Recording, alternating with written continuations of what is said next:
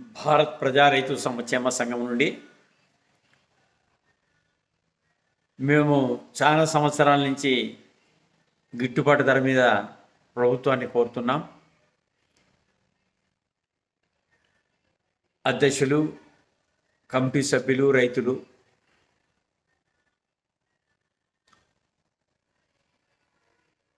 మీరు ఎలా సాధ్యమవుతుంది అని కొంతమంది రాజకీయ నాయకులు మాట్లాడుతున్నారు, కొంతమంది మాట్లాడుతున్నారు. దానికి ఒక చిన్న మార్గం మాకు తోచిన విధంగా మీకు చెప్తున్నాము. అంటే తోచినదంటే సమంజసంగా ఉండే విషయం. భారతదేశంలో ఇంచుమించు రైతులు 600 రకాల పంటలు పండిస్తారు. ఒక 5% పంటలకి ఏమైనా గిట్టుబాటు ఉందేమో, కానీ 95% పంటలకైతే గిట్టుబాటు ధర లేదు. మేమేం చెప్తున్నాం, 140 కోట్ల మందికి ఎంత ఆహారం కావాలా? ఫర్ ఎగ్జాంపుల్ ఒక టమాటా అనుకోండి, మనకు ఎక్స్పోర్ట్ చేయడానికి ఎంత కావాలో, ఫ్యాక్టరీకి ఎంత కావాలా అంతే పంట పండిస్తే అంటే అప్పుడు ప్రతి పంటకు కూడా గిట్టుబాటు ధర వచ్చే అవకాశం ఉంటుంది. ఇప్పుడు ఎందుకంటే అమెరికాలో ముందుగానే రైతులకు ధర ప్రకటించి పంట పెట్టమంటున్నారు. ఆ తరహాలో ఇండియాలో లేదు. మేమేం చెప్తున్నాం, అదే తరహాలోనే చేయండి, ప్రతి రైతుకు గిట్టుబాటు ధర వస్తుందని చెప్తున్నాం 600 రకాలకి. కాబట్టి దీన్ని గ్రామ స్థాయి నుంచి ఉన్న అగ్రికల్చర్ వాళ్ళు ఏ గ్రామంలో ఏం పండిస్తున్నారనేది అంతా డేటా తీసి మండలాలకి ఇవ్వాలా, మండలం వాళ్ళంతా జిల్లా స్థాయికి ఇవ్వాలా, జిల్లా స్థాయి అంతా రాష్ట్ర స్థాయికి వెళ్ళాలి, రాష్ట్రాలన్నీ కలిసి కేంద్రానికి ఇవ్వాలా. ఈ తరహాలో చేస్తే ఖచ్చితంగా ప్రతి పంటకు గిట్టుబాటు ధర వస్తుంది. ఇంతకుముందు వీడియోలో కూడా చెప్పాను, సుమారుగా చాలా ఏళ్ళ నుంచి చెప్తున్నాము.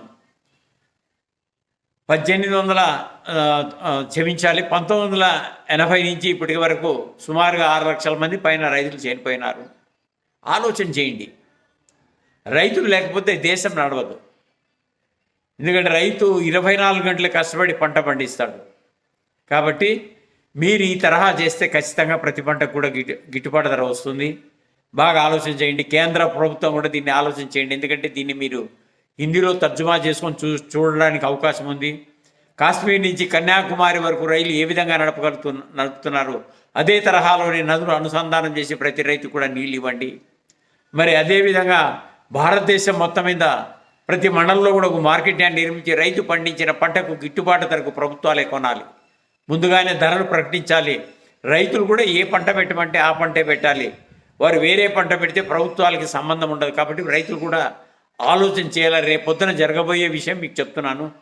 కాబట్టి ఈ కేంద్ర ప్రభుత్వం తక్షణమే యుద్ధ ప్రాతిక మీద ఈ కార్యక్రమాన్ని ఏర్పాటు చేయించాలని చెప్పేసి మేము భారత్ ప్రజా రైతు సంక్షేమ సంఘం నుంచి కోరుతున్నాం. మన మార్కెట్ యార్డ్స్లో కూడా రైతులే ఉండాలి. రైతులే ఉంటే సాధక బాధకాలు రైతులకు తెలుస్తాయి. కాబట్టి రైతులు ఉంటేనే ఖచ్చితంగా రైతుకు న్యాయం, అక్కడ రైతులకు మార్కెట్ యార్డ్కి వచ్చిన రైతులకు న్యాయం జరుగుతుంది. కాబట్టి మేము కేంద్ర ప్రభుత్వాన్ని కోరేది ఒకటే, ఖచ్చితంగా ప్రతి మార్కెట్ యార్డ్లోనూ రైతులే ఉండేది. అట్లా చేస్తే ఖచ్చితంగా మొత్తం భారతదేశం మొత్తం మీద చెప్తున్నాం మేము, ఆ విధంగా చేయించాలని చెప్పేసి కోరుతున్నాం. ఎందుకంటే ఇది రైతులకు సంబంధించిన మార్కెట్ యార్డ్స్. రైతులకు సంబంధించిన దాంట్లో రాజకీయ నాయకులు ఉంటే రైతులకు ఇబ్బంది కలుగుతుంది. మేము కోరేది ఒకటే, ప్రతి మార్కెట్ యార్డ్లో కూడా రైతులే అందరూ ఉండాలని చెప్పేసి కేంద్ర ప్రభుత్వం జీవో తీసుకురావాలని చెప్పేసి కోరుతున్నాం.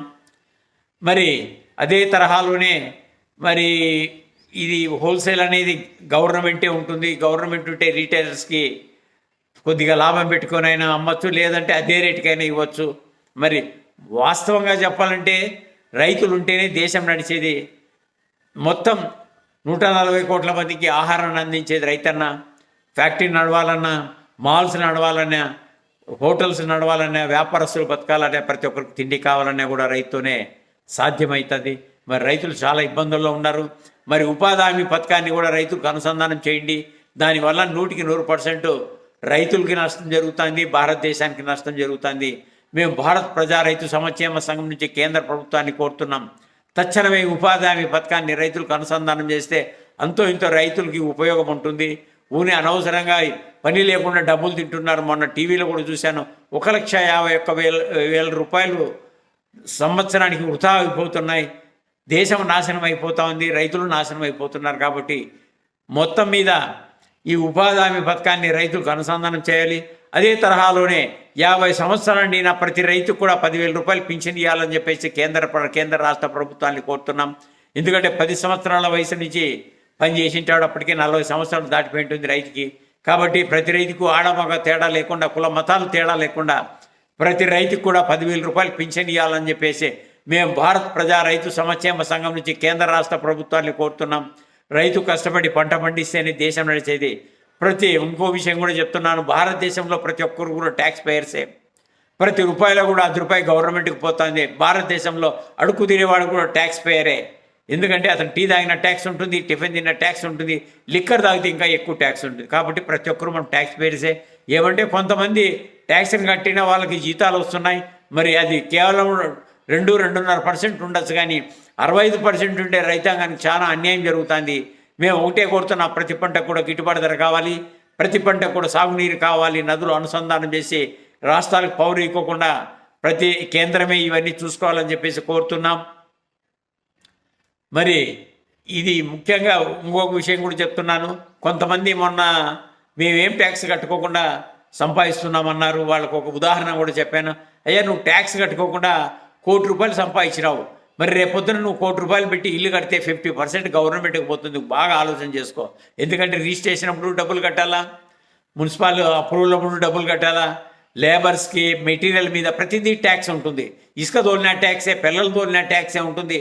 ఇక కాబట్టి ఒక బేల్దారికి ఈరోజు 1000 రూపాయలు ఇస్తున్నారు, కూలి మనిషికి 500 నుంచి 600 రూపాయలు ఇస్తున్నారు. మేము 45 ఏళ్ళ కిందట ఎంత 25 రూపాయలు బేల్దారికి ఇస్తుండ్రి, 10-12 రూపాయలు కూలోళ్ళకి ఇస్తారు. కానీ చాలా వ్యత్యాసంగా ఉంది. కాబట్టి ఏది ఏమైనా కూడా మీరు కొంతమంది ప్రతి ఒక్కరు ట్యాక్స్ పేయర్సే. కాబట్టి గవర్నమెంట్ ఆలోచన చేసి తక్షణమే ఈ నదులు అనుసంధానం చేసి రైతులకు ఇవ్వాలి. మరి మార్కెటింగ్ విధానం మేము చెప్పిండే దానికి తొందరగా అమలు చేస్తే ప్రతి రైతు బాగుంటాడు, దేశం బాగుంటుంది, తినేవాళ్ళు కూడా రేట్ పెరిగే అవకాశం ఉండదు. కాబట్టి కేంద్ర రాష్ట్ర ప్రభుత్వాలు ఆలోచన చేసి తక్షణమే ఈ గిట్టుబాటు ధరల మీద, ఈ మార్కెట్ యార్డ్స్ మీద ఆలోచన చేసి తక్షణమే ఏర్పాటు చేయించాలని చెప్పేసి మేము కేంద్ర రాష్ట్ర ప్రభుత్వాలు కోరుతున్నాం. ఇట్లు భారత్ ప్రజా రైతు సంక్షేమ సంఘం, మీ కసిరెడ్డి శ్రీనివాసరెడ్డి.